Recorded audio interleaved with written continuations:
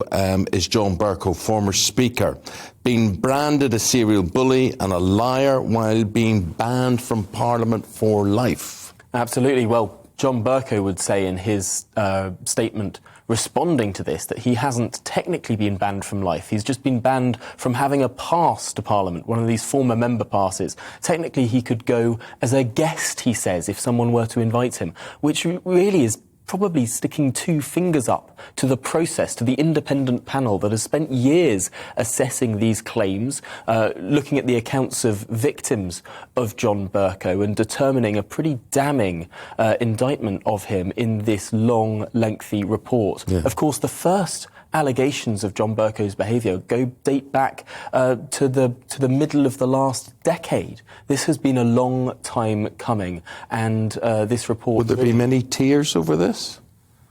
Will there be tears from whom? From John Bercow himself, no, perhaps. from members of Parliament. Would he have many friends who will say, "This is awful, John, come back soon"?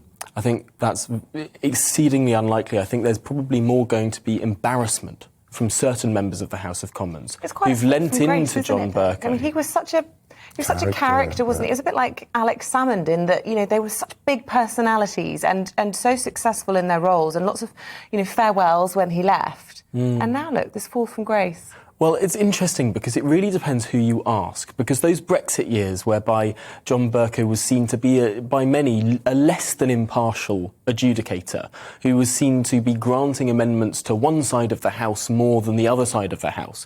To some extent, there were some members of the opposition who tried to or at least seemed like they were brushing the allegations of bullying under the carpet. Mm-hmm.